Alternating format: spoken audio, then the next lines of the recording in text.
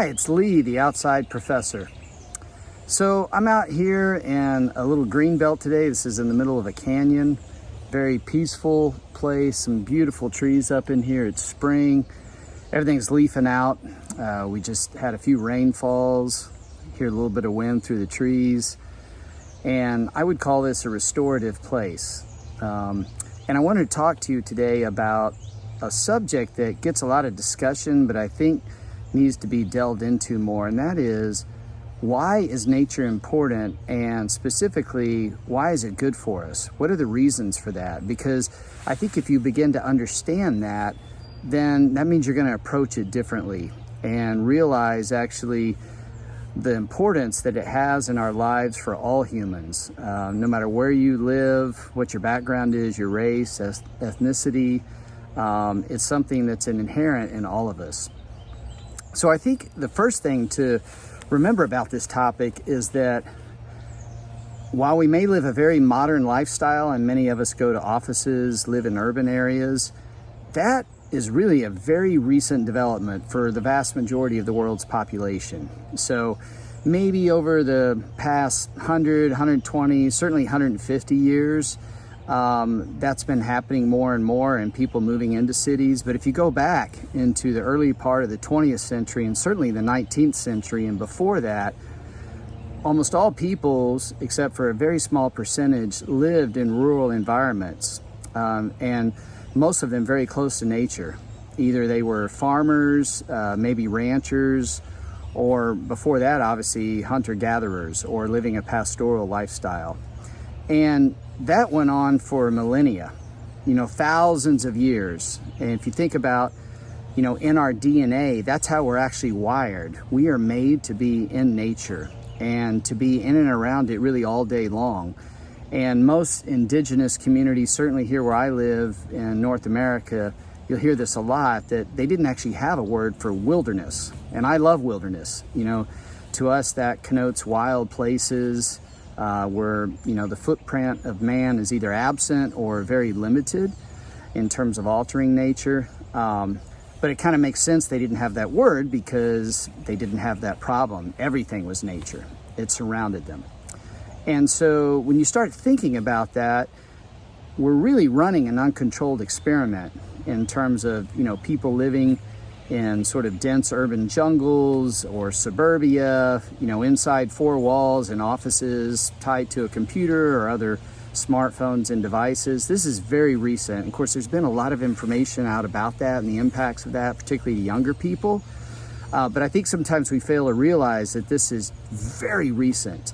And because of that, I believe it's inherent that all of us, in our innermost being, we very much are still attuned to nature or have those desires.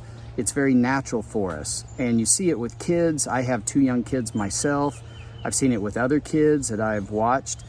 When you put them in that environment, it's just very natural for them to drop into it, feel very comfortable, because again, it's been passed on, whether that's a epigenetics thing, instinct, whatever you want to call it, we're wired for it. And so when you begin to understand that, then that leads to the next thing, that is, I think we need it, and I think we desperately need it.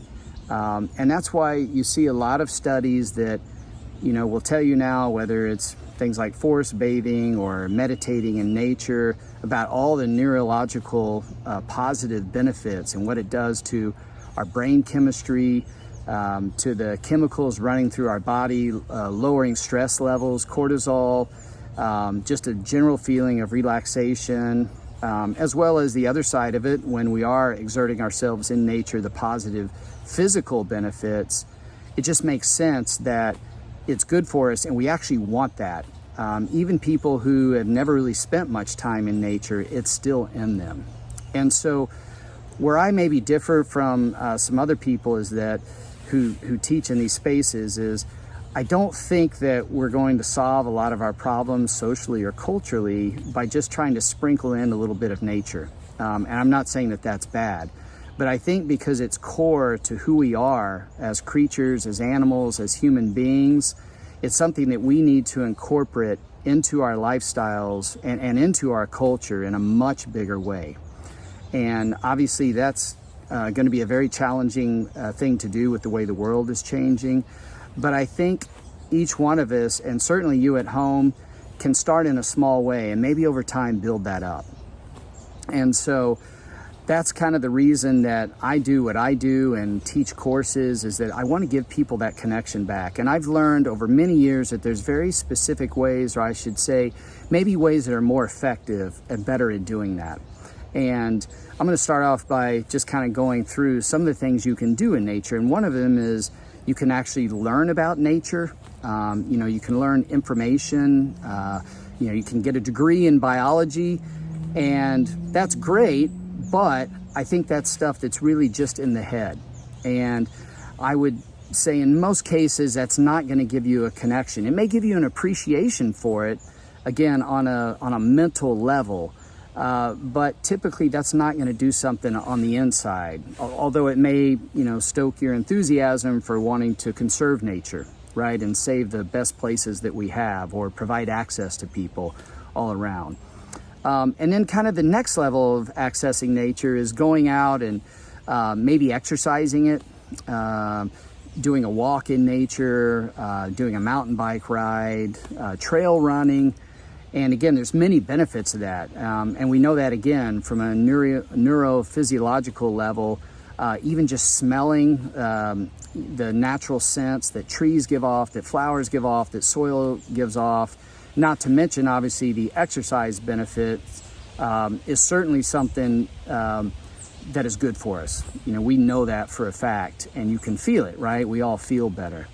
But I think also a lot of times when we do that, we're missing out on many of the other things that we can get from nature, because in a lot of cases, we're not really paying attention. And our intention, while we're out in nature, we want to enjoy it. Our intention is maybe getting exercise, or getting from point A to point B, or getting a great photo, or finding this particular species of bird that we're looking for. And so we end up missing a lot along the way, which I think is critical to helping solve this issue.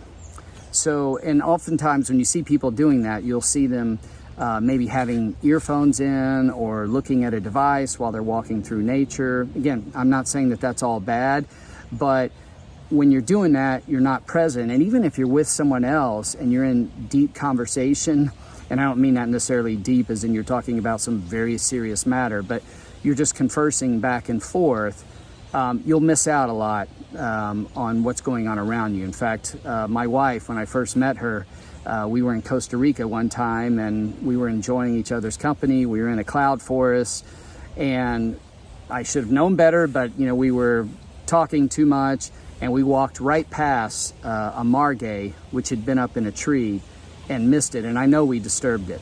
Other people had seen it, and it's just we weren't there. We weren't present.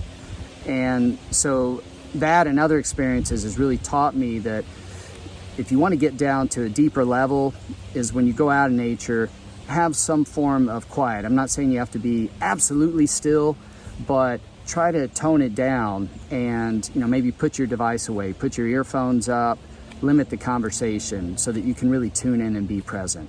If you're enjoying this video, click on the link in the description below where you can download a free resource. And don't forget to hit the like button and subscribe to this channel. Also, check out our website where you can sign up for the Naturalist Training Program to get lessons like this in a variety of skills, as well as see a list of our online courses. Now back to the show. Where I think you get the biggest benefit from nature by far is when you're actually doing something in nature. And what I mean by doing, you're taking some kind of action to integrate with it. And it can either be doing something with your hands, it could be a task, even something as small as cutting wood, or it can be foraging for edible plants. It can also be observational. It can just be maybe like I do, looking for wildlife tracks and trying to figure out, okay, who is this animal? What was it doing? Why was it here? Where did it go now? Or other tasks, even like gardening, I think is a good one as well. Just listening to birds, not necessarily trying to identify or get anything out of it, but just being fully present to hey, I heard this cardinal singing over here, but it just stopped now. Or I saw it move off here, and at the same time, this other bird ditched down into a bush over here. Just something that you're doing so you're actually participating, or what John Young, who was my mentor, calls you're being part of the story, because you are part of the story. Even when you're out in nature and you're not paying attention, or even walking in an urban area, the animals are paying attention to you. Whether that's insects all the way up to the higher mammals, they've got their eyes on you. One of the things I tell my students is that everything around us is listening to everything in every moment. We're kind of the exception to that. Now, our ancestors didn't used to be that way, but we are now. And so whatever you can do to actually participate, I think using your hands to make something, it could be a bow, it could be making cordage with your hand, or sometimes I do is work on making maybe a necklace for my daughter, even just cracking open pecans with your hand and peeling them. Just something where you're there, you're doing something, you're connecting, you're learning at the same time. It doesn't have to be that you're reading a book, but you're just paying attention. Those things really connect us to nature. And what I've learned over a very long period of time is that they're actually meditative, and they're essential to, I think, our overall well-being, both mentally, emotionally, if you want to say spiritually, and I think it's actually core.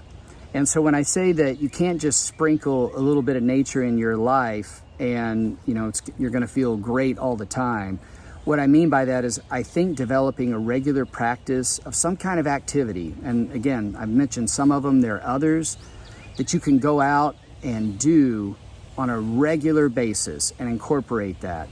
Maybe it just starts with a little bit every morning or after work or during a lunch break, or what I try to do when I come home from work with my kids. But doing that and then developing that over time, expanding it, where you can.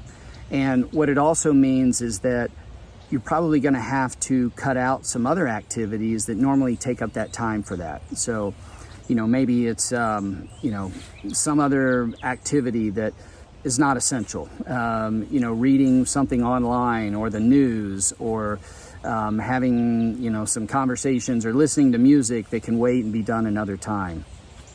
In economics, I think they call that opportunity costs. But I can promise you it will be well worth it. When you start spending more time with these connective practices, it just changes you. And it opens a Pandora's box, but in a good way, not in a bad way.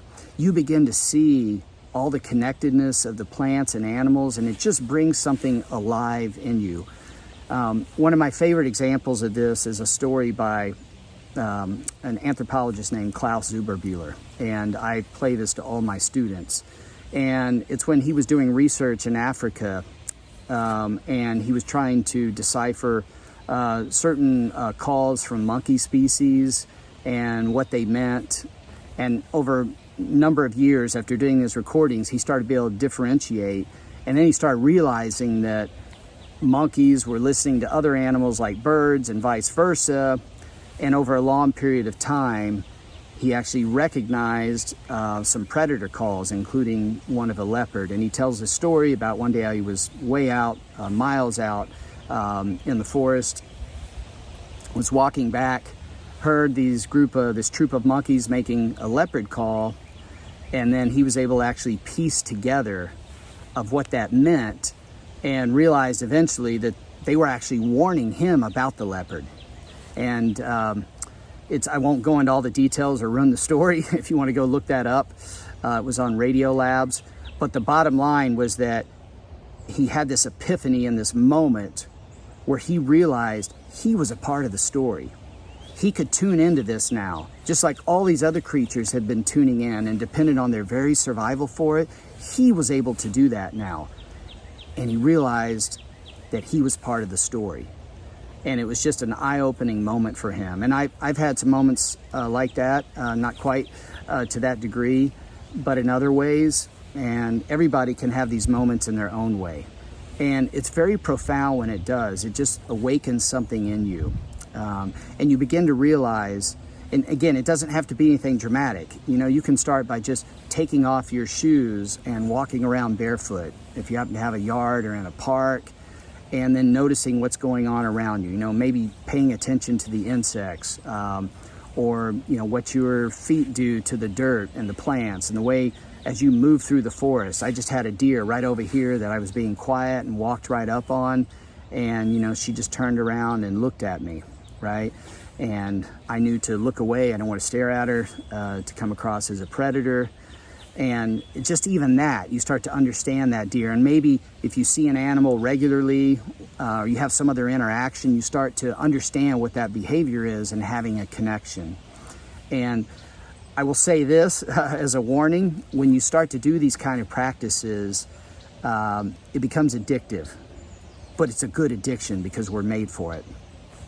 And over time, I've had so many students write to me. I have them do a final reflection in their courses about how it's been profound in their own personal life. You know, maybe if they're a biologist or some other kind of outdoor educator, you know, it's made them better at their job, but it actually has changed them in other ways that they had no idea.